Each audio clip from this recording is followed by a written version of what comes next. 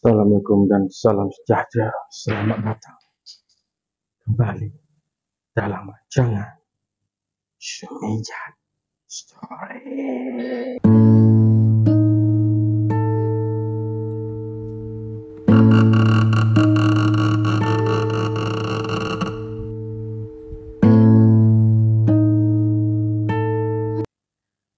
Okay, geng, kembali kita dalam rancangan Sumijat Stories pada episod yang baru hari ini. Okay, macam biasa, sebelum kita teruskan dengan cerita-cerita yang akan aku sampaikan pada hari ini, jangan lupa untuk subscribe, like, komen, share dan tekan button lonceng. Okay, hari ini aku akan ceritakan kisah yang disampaikan oleh subscriber kita. Dua kisah yang berbeza, satu misteri yang sama berlaku di Malaysia. Tanpa berlengah masa lagi, jom kita ke cerita yang pertama.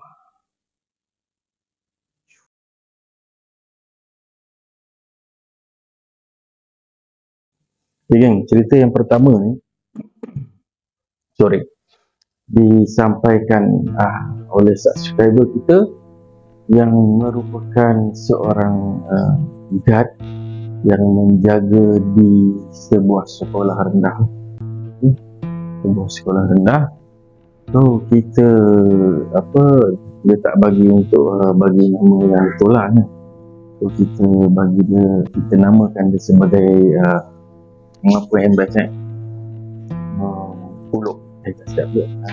Man. Okay. Man ni, kisah ni berlaku sewaktu Man menjaga sekolah. Okay. Di mana sekolah ni sebenarnya dia pernah berlaku lah beberapa kes histeria dan beberapa kes, dan selepas tu ustaz yang ada dekat sekolah tu dah pun buat pagar lah, dia dah pagarkan sekolah tu.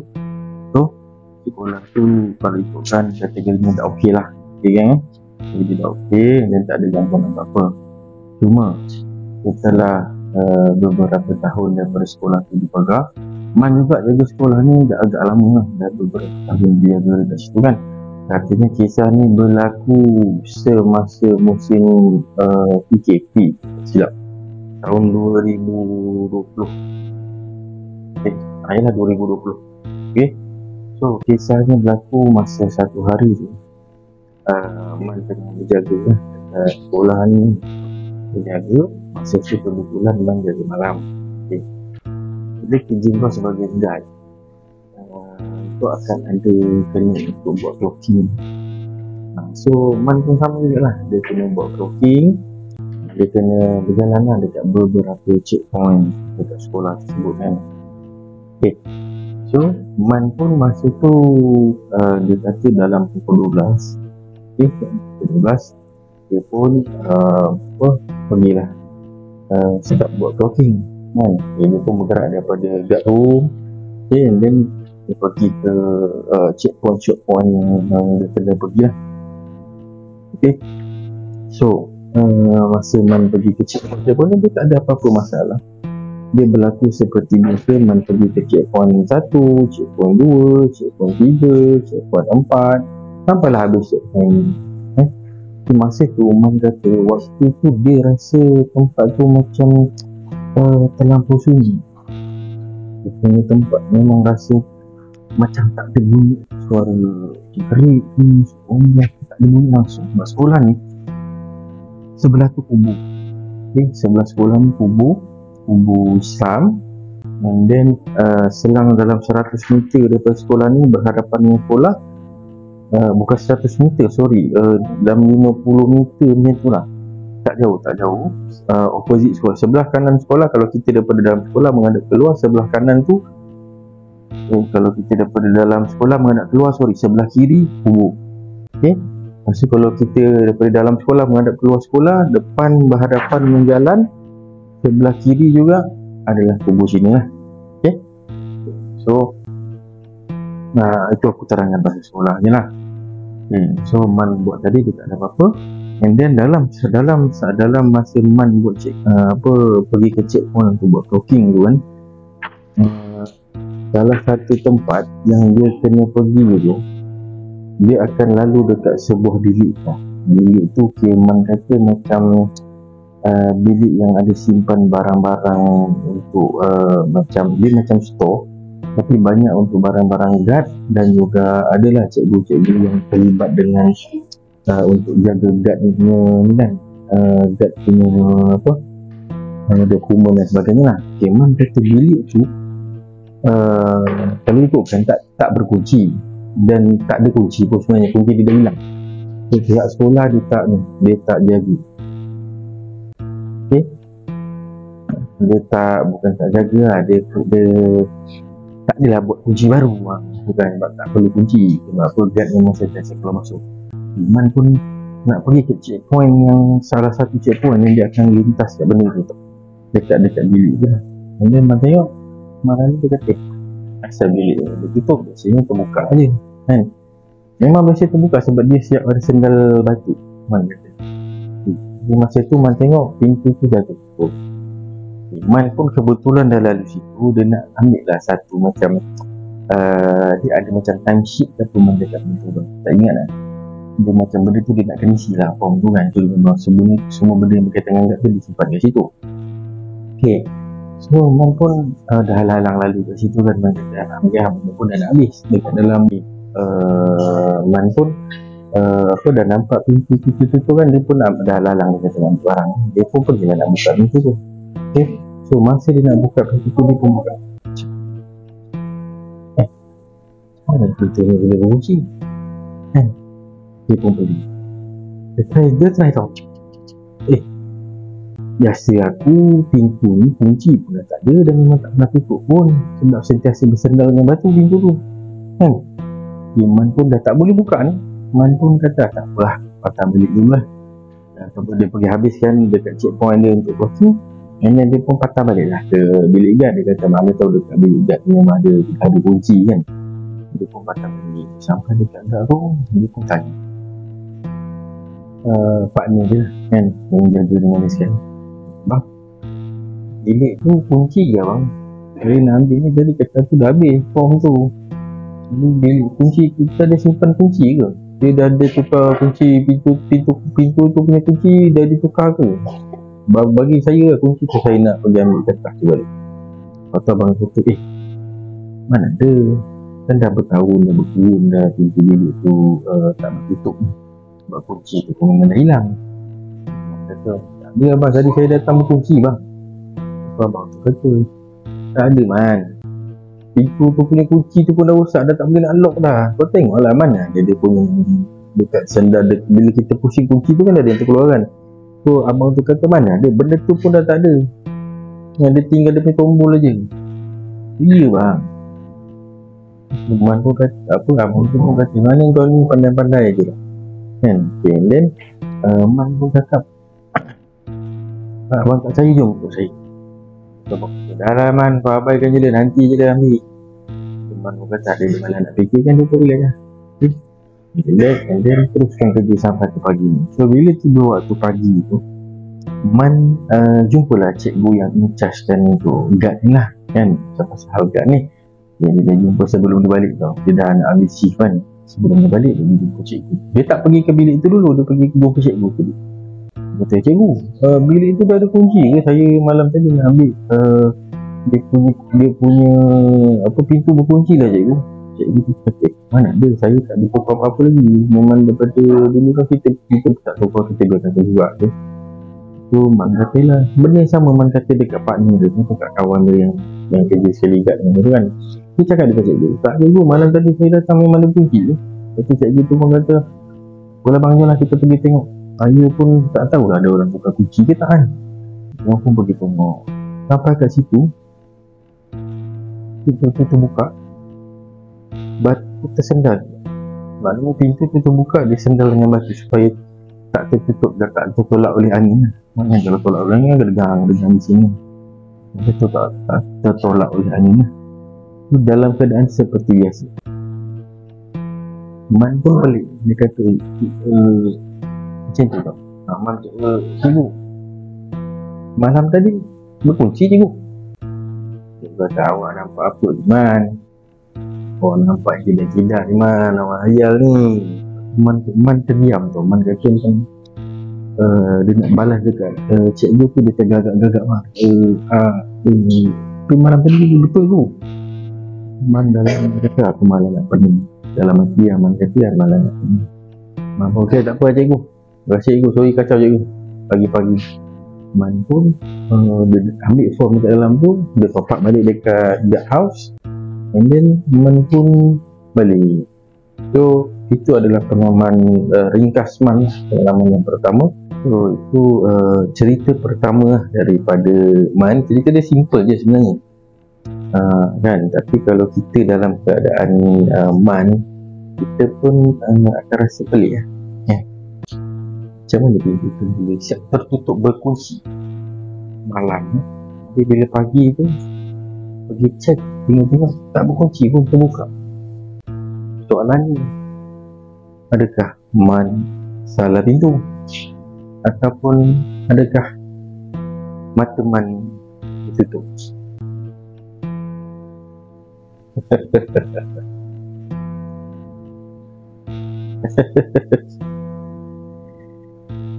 Kita berehat jangan kemana-mana, teruskan dalam cerita yang kedua. Masih lagi bersama kami dalam Syurga Story.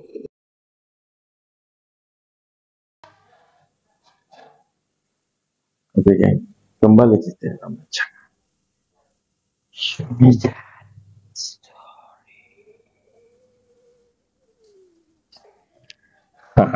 Okey, so kita akan ke cerita yang kedua. Cerita ni disampaikan oleh salah seorang kawanku sendirilah. Okey, aku tak boleh nak bagi tahu nama dia. Aku namakan dia sebagai Ayub lah. Okey, cerita ni berlaku sebab Ayub ni dia seorang askar. Okay. So dulu dia training, masa dia training lah. So, benda ni berlaku masa Ayub ni training dekat camp Sungai Besi. Okay, tapi dia kata jangan bagi tahulah dekat mana secara spesifik. Okay, sebab masa tu dia tengah training dekat camp Sungai Besi, tapi benda ni berlaku bukan dekat camp Sungai Besi. Okay, so aku bagi tahu je. Okay, and then benda ni berlaku sekitar tahun 2008. Okay, 2008 masa tu Ayub ongoing training lah, training untuk jadi pegawai tentera. Okay, so masa tu Ayub kena jaga training. Jaga training maksudnya dia pergi ke hutan untuk buat tactical punya exercise kan. Okay, dia dengan satu pattern dia sebenarnya dia kata banyak pattern lah, satu battalion sebenarnya yang pergi. Okay, tapi benda ni berlaku secara spesifik dekat dia punya platoon dia lah. Okay, dia salah seorang daripada anggota dekat dalam platoon dia, di mana masa tu dia kata dalam bulan 6 kalau tak silap aku lah, bulan 6. Okay, masa tu diorang kena pergi exercise hutan, diorang kena masuk ke hutan untuk buat tactical kan. So dekat dalam hutan tu diorang belajar ilmu-ilmu tentera, ilmu perang yang diorang belajar kan. So diorang kena praktik kan. So masa tu diorang kenalah ke hutan. Okay, so masa tu Ayub kata benda tu apa untuk training waktu. Okay, dia kata mula-mula seminggu pertama diorang yang belajar apa tactical lah kan, dekat dia punya camp. Dia belajar tactical perang, camouflage, dia kata penyamaran, penyurukan. Dia belajar macam mana nak menyuruk dalam hutan, macam mana nak buat parameter, maknanya nak kepung, nak jaga apa checkpoint dia, bukan checkpoint, nak jaga dia punya base kan, apa semua lah, segala macam. Dia belajar dalam tempoh seminggu pula. Bukan dia kata belajar benda tu dah lama, dah banyak kali, cuma benda tu macam request sebab minggu depan ni nak masuk ke hutan. Okay, so bila tiba masa yang hari jadi dia tu, diorang pun dibawa lah menggunakan kenderaan tentera lori tentera pergi ke hutan yang terletak dekat Jelebu, yang dekat suatu kawasan dekat Jelebu lah.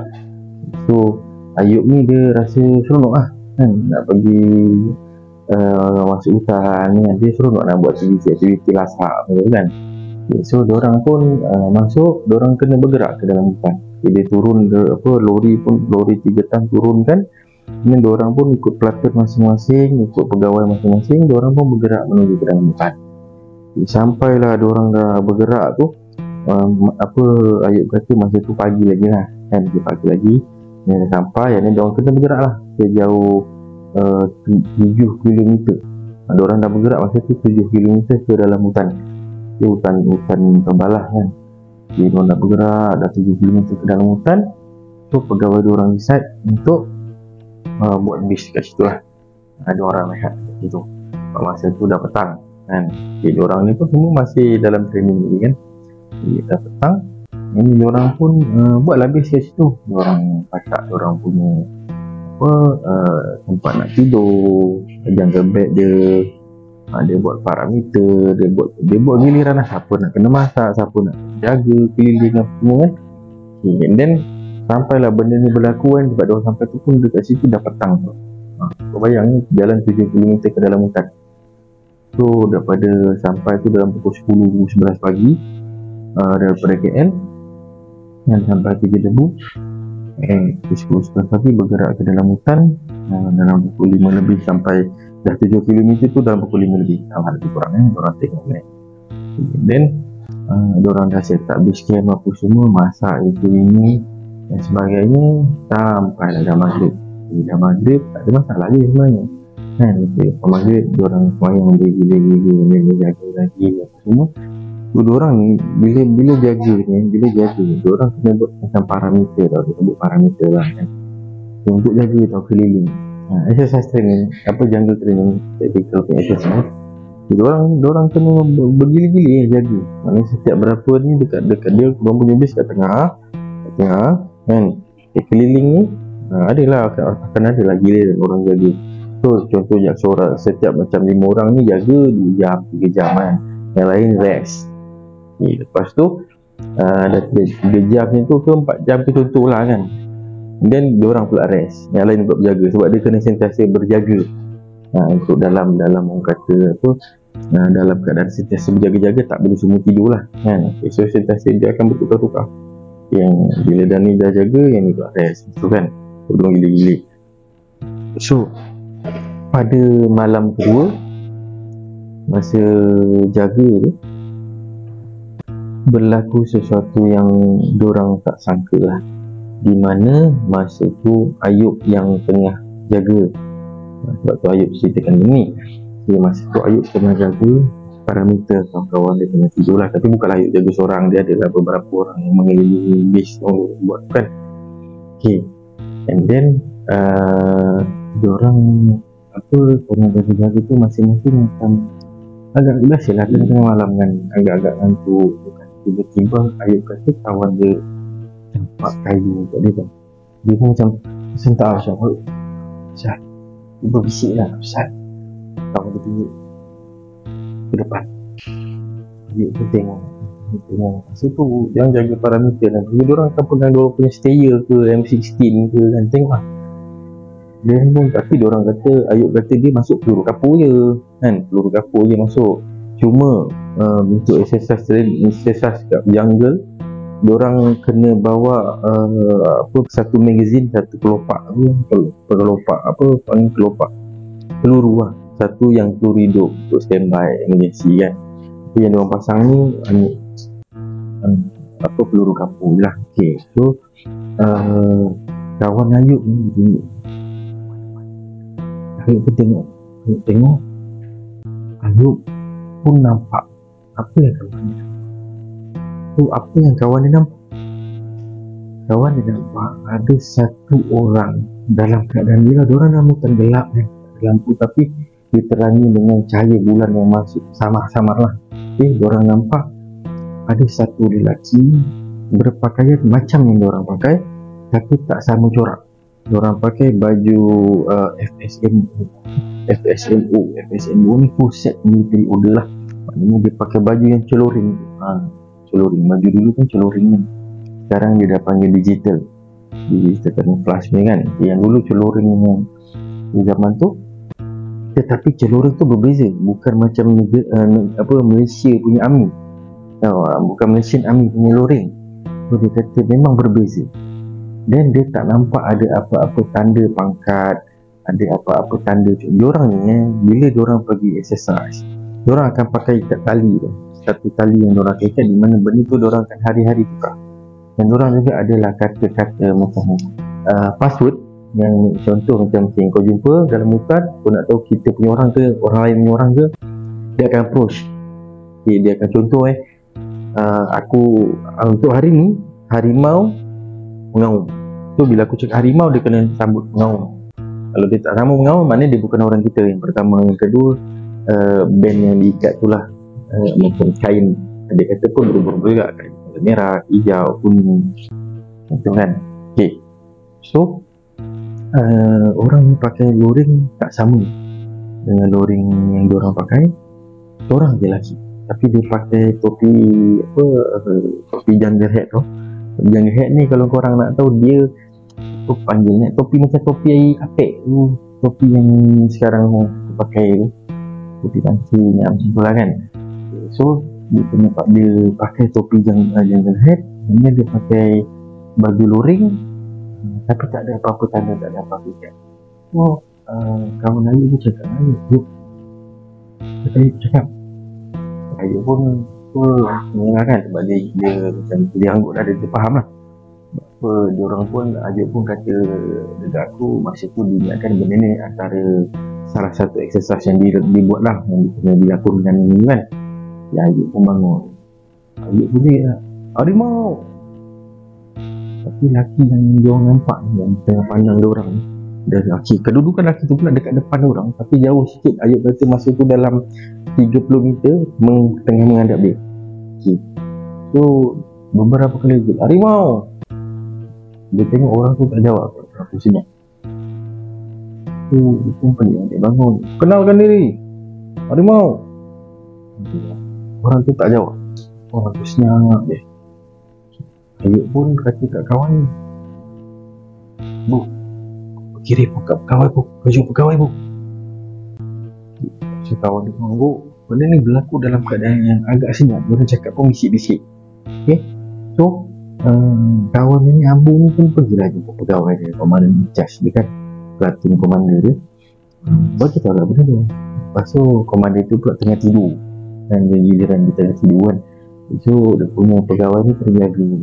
Pegawai ni pun terus bergerak ke Ayub. Ayub ni tengah standby dan tengah masih saling memandang kepada orang lelaki tu. Lepas tu pegawai Ayub sampai ke Ayub. Ayub ni cakap dia, Puan, dia tak nak kenalkan diri tu. Saya dah berapa kali approach lah. Lepas tu pegawai dia kata, ini tak dibuat lagi ni untuk exercise ni, benda ni tak masuk ni, ini bukan orang kita. Saya tak ada dapat apa-apa info. Sebab tu saya boleh tidur dengan senang hati. Kan dalam tuan macam mana Puan? Dalam diorang borak-borak, kawan Ayub tadi tu, dalam keadaan yang sambil dia dengar Ayub bercakap dengan pegawai dia kan, dia pun macam terpandang keliling sambil masih dia pandang keliling tu, bukan nak pandang keliling tu, dia tengah macam daripada pandang pegawai dengan Ayub ni, kawan dia tu pandang macam pusing, cuba nak memandang ke arah orang yang nampak tadi, sebab dia dah membelakangi orang tu. Ayub dah memandang ke arah orang tu kan, orang yang senyap diri tapi senyap. Sambil dia memusing tu, dia terus tepuk bahu pegawai ni, Wan. Lepas tu pegawai dia dengan Ayub pandang lah ke atas kan, sebab dah kena panggil dia ni kan, pandang ke atas. Diorang pun macam tengah siap. Tu korang bayang, diorang dalam hutan tebal. Tadi kan kini Ayub tengah menghadap sana, ni tuan dia, kawan dia menghadap sini. Tuan, kawan dia pusing balik, Tuan. Ayub dengan kawan dia pandang. Lelaki yang seorang tadi tu tiba-tiba ramai teman.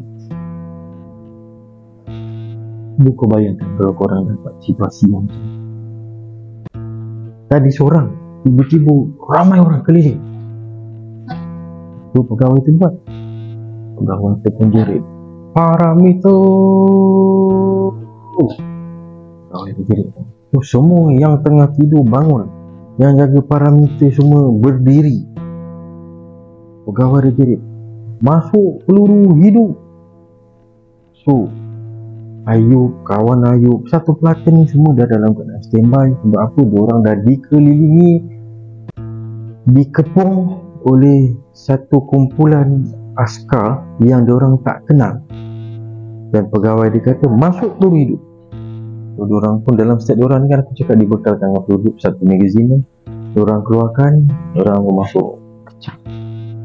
Tu Ayub kata dia dengan kawan-kawan dia langsung tak terfikir benda-benda tu.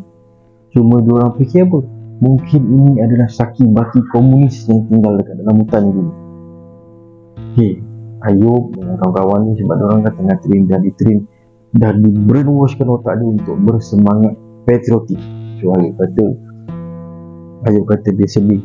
Sebab apa? Dia kata kalau kata benda ni betul komunis, aku kena berperang dengan komunis tahun 2008 kan. Benda yang kita boleh kata tak logik, tapi mungkin boleh ada sebab komunis dulu dia bersembunyi. So Ayub kata dia sedih sebab apa? Dia tak sempat nak telefon mak ayah dia nak bagi tahu. Tapi dalam masa yang sama Ayub kata dia berasa semangat cintakan negara tu dan nak jaga kawan. Maknanya Ayub kata masa tu dia dengan kawan-kawan dengan satu pelakon masing-masing tu semangat patriotik tu, semangat cintakan negara tu tinggi. So dalam keadaan apa jadi aku nak bunuh komunis.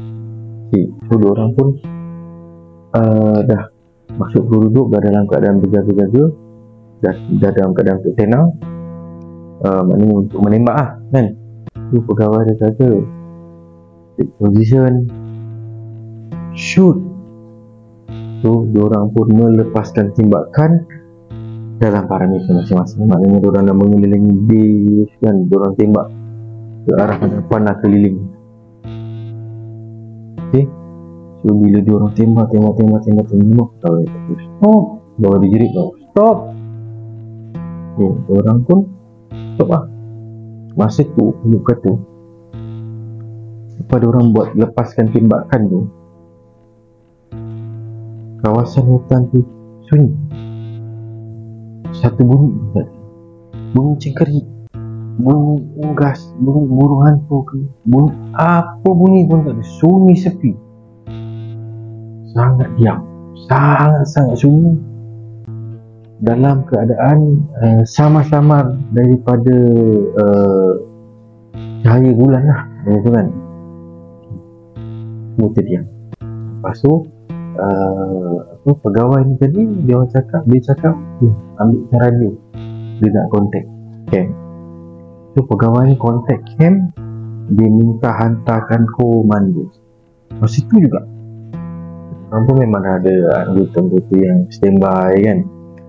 So dalam masa setengah jam ni tapi diorang ni masih dalam keadaan berjaga-jaga. Bukanlah diorang ni dah lepaskan tembakan, diorang dah boleh baring-baring ke apa kan, tak. Diorang masih dalam keadaan itu sampai komando datang, naik jeep rempuh ke dalam hutan tu. Ada dalam aku tak ingat lah sebab apa Ayub tak bagi tahu. Ayub cakap dia tak ingat lah ada berapa orang komando kan. Tapi masa tu satu jeep lah, komando datang, komando buat clearance tau. Maknanya dia pergi bergerak daripada base keluar. Maknanya siapa ada kat situ tembak, buat clearance kan. Jadi orang pun dah bergerak. Benda tu ambil masa dalam setengah jam juga. Ayub kata selepas setengah jam komando datang. Komando kata tak ada apa, kawasan tu clear, tak ada tanda-tanda ada orang ke kena pijak ke apa. Kawasan tu memang clear. Dan dalam masa yang sama jeep binatang tadi dia dah tembak api tau. So kawasan hutan tu dah jadi terang lah. Dia dah tembak spotlight semua kelilingan. Dan datang tu ada 2 jeep. Sebab dalam masa tu dikategorikan sebagai keadaan genting lah atau darurat kan. So dia memang gaul. So bila dah jadi macam tu, satu pelakon ni semua tadi diarahkan untuk naik untuk bawa diorang keluar dari hutan. Dalam masa tu juga maknanya diorang dah kemas barang, tempat tidur, semua barang yang perlu bawa balik beg atau semua dah bawa balik dah kemas hutan tu. Diorang pun dibawa keluar. Itu Ayub kata sebelum subuh lah, dalam pukul 4 lebih tuan. Okay. So diorang pun dah bawa keluar. Siang tu sekali lagi komando datang dekat tempat yang sama. Sebab dia tunggu siang kan, lebih mudah untuk diorang buat clearance. Dia buat clearance untuk jarak yang lebih jauh. Daripada jarak yang base tu kepada jarak yang lebih jauh tu, masih tak ada jumpa apa-apa tanda orang lari sendiri, ada orang yang ramai seperti yang dilakukan oleh pegawai dan juga Ayub Platun lah. So setelah diorang report balik kepada pegawai Ayub tadi dan berpembincangan, diorang membalik ke camp sekarang Sungai Besi, di mana lepas tu pegawai Ayub ni kumpulkanlah diorang balik kan. Dia kata anggaplah apa yang kita tempuh tu sebagai satu pengalaman, di mana pengalaman yang pertama buat dia juga, buat pegawai Ayub juga yang dia tak pernah hadap benda tu. Dan dia kata ini akan kita hadapi demi menjaga kedaulatan. Masa tu pegawai Ayub dia masih dalam keadaan semangat cinta ke negara tu, semangat berkorban untuk tanah itu yang sangat tinggi. Tapi ujung-ujung tu dia pun cakap kalau ikutkan tempat tu memang dah tak ada penghuni.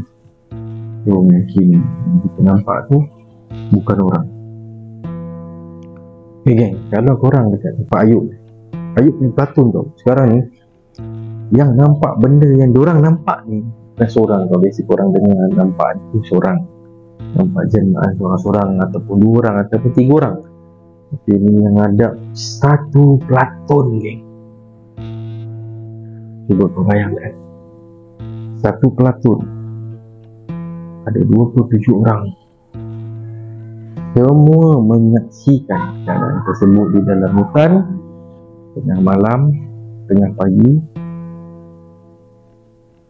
dan diorang masa tu dikelilingi ataupun dikepung oleh askar yang tak dapat dikenali. Aku ada tanya dekat Ayub, macam mana rupa-rupa diorang? Ayub kata setiap orang daripada orang yang diorang tengok tu, lembaga yang diorang nampak ni, semua bertopi pakai jungle hat, tapi muka tu tak nampak, gelap. Dan then diorang pakai baju full set yang aku cakap tadi, baju loreng tu lengan panjang, tapi semua kosong. Maksudnya baju diorang tak ada apa-apa tanda yang macam kulit ke apa benda kan, dia memang baju dia kosong. So semua orang nampak benda yang sama, tetapi yang lain tu nampak banyak. Ayub dengan kawan dia, dengan pegawai dia yang tak nampak yang seorang ni tak bergerak ke mulut. So geng, sampai sini saja cerita yang kedua, kisah yang ringkas. Tetapi kalau aku sendiri ada kat tempat tu, aku akan rasa keseraman. Sebab kau dalam hutan tebal bro. Kau dalam hutan tebal, yalah, kau training dalam hutan tebal, macam-macam menjadi kan. Okay. So macam biasa kisah kita sampai dekat sini. Jangan lupa untuk subscribe, like, comment, share supaya korang dapat menambahkan lagi lah subscriber kami, dan juga dapatlah kita menceritakan lebih banyak kisah daripada subscriber, dan juga korang sendiri dapat menikmati cerita yang kami sampaikan lah. Okay. Dan juga jangan lupa untuk tekan button loceng. Okay geng, kalau korang perasan untuk music intro dengan outro kali ni, dia ada perbezaan sikit kan daripada music yang korang dengar sebelumnya. Okay, so untuk start daripada sekarang, untuk music kita dah collaborate dengan satu channel, owner dia nama dia Amsyah lah, Amsyah yang telah createkan music yang korang dengar dalam channel ni. Okay, so korang juga boleh pergi ke YouTube channel Amsyah untuk dengar dia main music, main gitar. Okay, link yang kita orang letak dekat bawah ni, kalau korang nak pergi tengok lah music apa yang dimainkan. So boleh juga subscribe dengan Amsyah sebagai tanda sokongan, dan kami juga mengucapkan terima kasih kepada Amsyah kerana telah bantu untuk memberikan kami source music lah. Okay, sebab biasalah kalau kita buat YouTube kan, kalau korang salah ambil kan, nanti kau kena copyright. So kita create music sendiri. Okay, Amsyah lah. Terima kasih Bu Amsyah. Terbaik. Okay, geng, jangan lupa episod yang akan datang dalam rancangan Bicara Story.